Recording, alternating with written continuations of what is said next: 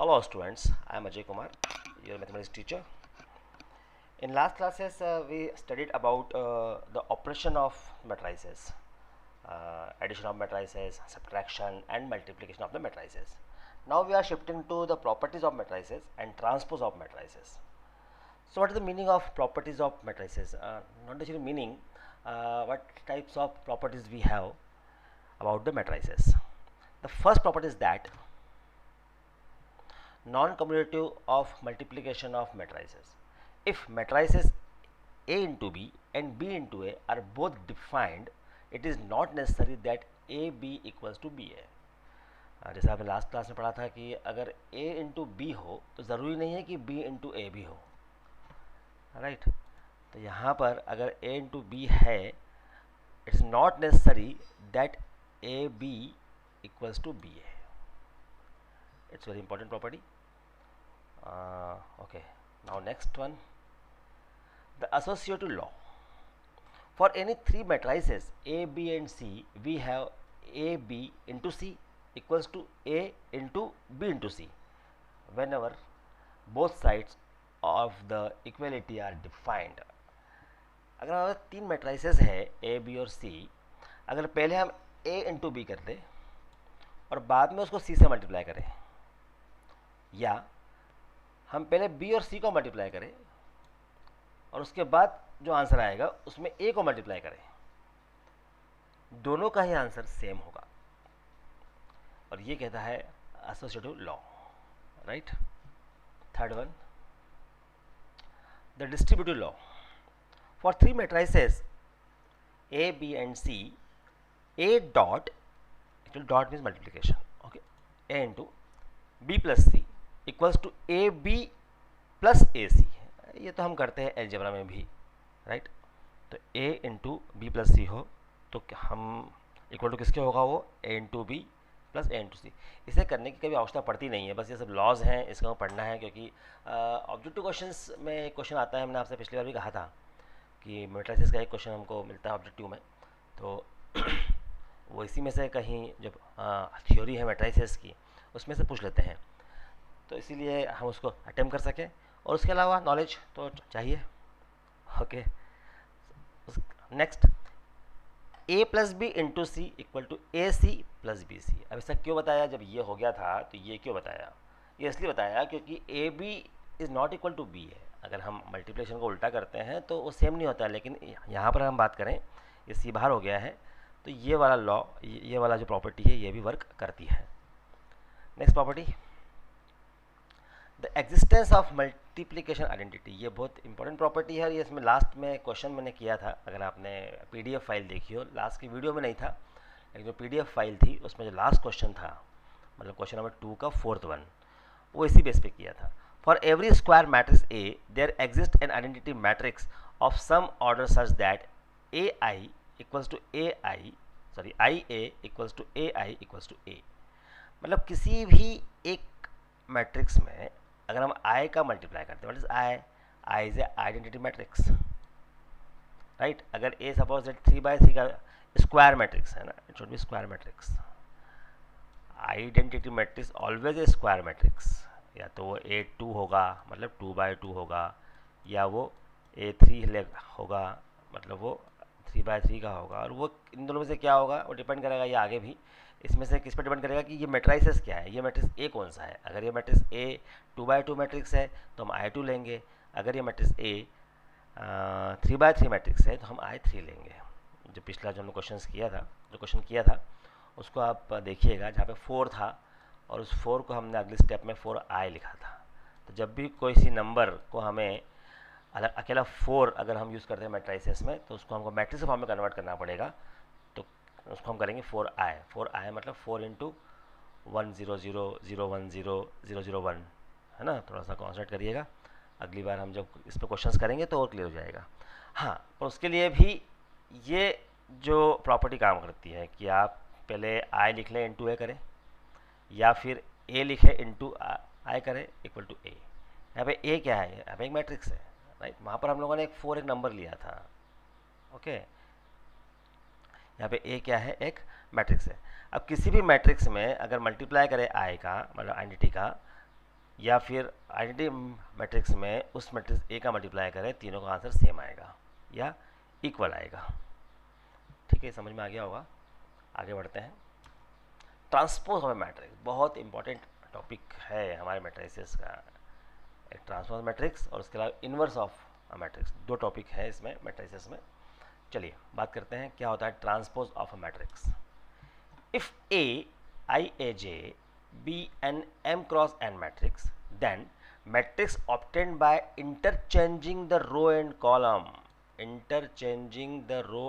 column of matrix A is called transpose of a matrix। अगर कोई matrix है उसके हम रोज को कॉलम बना दें और कॉलम को हम रोज बना दें, तो उस केस में जो मैट्रिक्स हमको मिलेगा उसे हम कहते हैं ट्रांसपोज ऑफ अ मैट्रिक्स। और देखते हैं, the transpose of a matrix is simply a flipped version of the original matrix. We can transpose a matrix by switching its rows with its column। ये बात वही है जो हमने अभी कही थी कि अगर हम किसी भी मैट्रिक्स के रो और कॉलम को इंटरचेंज कर दें या आपस में स्विच कर दें तो जो मैट्रिक्स बनेगा उसे कहते हैं transpose of a matrix. Transpose of the matrix A is denoted by A dash या ए टी। अगर कोई मैट्रिक्स ए है तो उसके ट्रांसपोज को क्या लिखते कैसे हैं, ए डैश या ए टी। किसी बुक में ए टी होगा, किसी बुक में ए डैश होगा, एक ही बात है। चलिए एग्जांपल्स देखते हैं इसके। पहले ये एक बात कर लेते हैं और अपन कि इफ़ ए आई जे मतलब ए आई जे मतलब 1 2 1 1 है ना, एम क्रॉस एन हो, सर ट्रांसपोज होता है उसका ऑर्डर पहले तो बदल जाता है। अगर मान लो ए का ऑर्डर है एम क्रॉस एन तो ट्रांसपोज का क्या होगा, एन क्रॉस एम। और उसके अलावा जो एलिमेंट्स हैं वो एग्जैक्टली एलिमेंट का एड्रेस भी चेंज हो जाता है। अभी ये थ्योरी है, अगर ये क्लियर नहीं है तो आइए बात करते हैं एग्जांपल्स की। क्या है एग्जांपल पहला, इफ ए 249680, ये मैट्रिक्स कौन सा है, ये एक मैट्रिक्स ए है जिसका ऑर्डर कितना है 2 क्रॉस 3। ठीक है, इसका ट्रांसपोज निकालना है तो इसके जो रोज है वो कॉलम बन जाएंगे। ये 2 4, ये फर्स्ट रो है, ये फर्स्ट कॉलम बन गया 249। ये सेकंड रो है, सेकंड कॉलम बन गया, राइट। तो रोज और कॉलम्स को आपस में इंटरचेंज कर दिया तो ट्रांसपोज मिल गया और इसका ऑर्डर क्या हो गया, ऑर्डर हो गया 3 क्रॉस 2।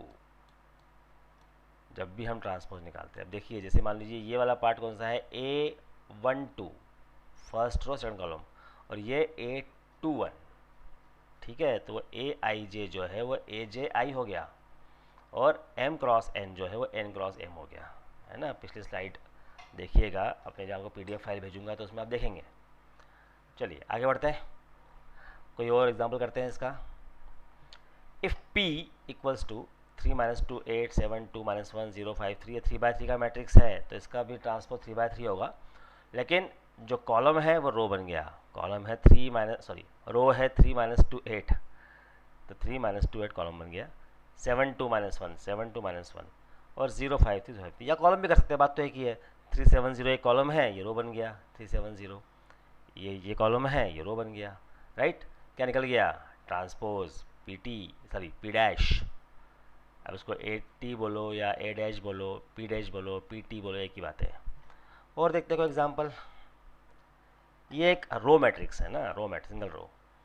अगर सी एक रो मैट्रिक्स है 9 2 - 1, जब इसका ट्रांसपोज निकालेंगे तो ये जो रो है कॉलम बन जाएगा।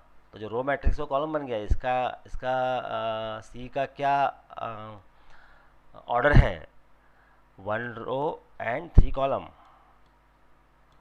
और ट्रांसपोज का कितना हो गया 3 क्रॉस 1, राइट।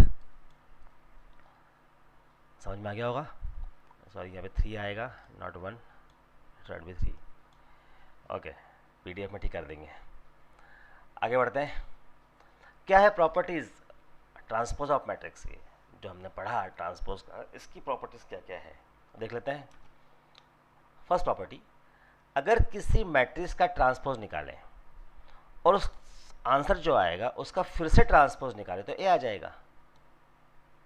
बात तो ही है ना, अगर किसी भी चीज़ को हमने उल्टा किया और उसको फिर से उल्टा कर दिया तो वापस उसी पोजीशन में आ जाएगा।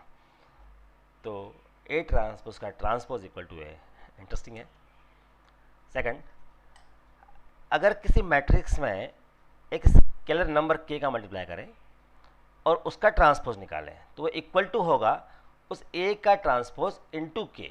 मतलब हम जो हमारे मैट्रिक्स है उसमें हम के का मल्टीप्लाई करते हैं और बाद में ट्रांसपोज निकालें, या हम पहले ए का ही ट्रांसपोज निकाल दें और बाद में के का मल्टीप्लाई करें, दोनों का आंसर सेम होगा, एक ही बात है। ठीक है, चलिए और देखते हैं। ये जब क्वेश्चंस करेंगे तो और भी समझ में आ जाएगा। Question number third, property third, A plus B का डैश, अगर दो मैट्रिसेस को हम सम करें उसका ट्रांसपोज निकालें, वो एग्जैक्टली इक्वल टू होगा एक मैट्रिक्स का ट्रांसपोज प्लस सेकंड मैट्रिक्स का ट्रांसपोज। मतलब दोनों का हम ट्रांसपोज निकाल के प्लस करें या दोनों को प्लस करके ट्रांसपोज निकालें, आंसर इक्वल होता है। फोर्थ प्रॉपर्टी सबसे इम्पॉर्टेंट प्रॉपर्टी है, बिल्कुल ध्यान रखिए, क्वेश्चंस इसी पर आते हैं। ए इंटू बी का ट्रांसपोज, अगर किसी मैट्रिसेस, दो मैट्रिसेस हैं, उसके मल्टीप्लिकेशन करने के बाद में उसका ट्रांसपोज निकालें तो इक्वल टू किसका होता है, सेकंड वाले मैट्रिक्स का ट्रांसपोज इनटू फर्स्ट वाले मैट्रिक्स का ट्रांसपोज। ये एक्चुअली डिपेंड इसलिए करता है क्योंकि जो मल्टीप्लिकेशन है रो और कॉलम का जो रूल है कि इनर नंबर से होना चाहिए, ये उसी के कारण जस्टिफाई करता है। तो A B transpose is equals to B transpose and A transpose, या A B dash equal to B dash A dash, या ए प्लस बी का dash equal to A dash plus B dash. इसको आप dash भी बोल सकते हैं बजाय ट्रांसपोज बार बार बोलने के, एक ही बात है। तो ये प्रॉपर्टी थोड़ी ध्यान से देखिएगा, इस पर क्वेश्चंस हैं हमारे एक्सरसाइज में। और इसके बाद में हम लोग 3.2 एक्सरसाइज सॉल्व करने वाले हैं, तो आप स्टार्ट कर दें अपने 3.2 एक्सरसाइज करना, और उसमें जो क्वेश्चंस मुझे करने होंगे मैं आपको करूँगा, तो आपको समझ में आएगा कि ये कैसे करते हैं क्वेश्चंस को। बाकी क्वेश्चंस इजी है, मल्टीप्लिकेशन करना है, समेशन करना है, सब्ट्रैक्शन करना है, स्केलर का मल्टीप्लिकेशन करना है। तो एक्सरसाइज 3.2 स्टार्ट करना है। एक्सरसाइज 3.2 आपको शुरू करके सॉल्व करते जाना है, और जो क्वेश्चन आपको नहीं आएगा वो आप मुझे व्हाट्सएप पे भेज दें, मैं आपको उसका सॉल्यूशन करके भेजूँगा। बस ये वीडियो यहीं वाइंड अप करते हैं आज का। इसको ध्यान से पढ़िए और असाइनमेंट को जो डेट दी है तब तक सबमिट कीजिए, सभी लोग, एक नहीं सभी लोग। Okay, so see you in next class. Thank you very much.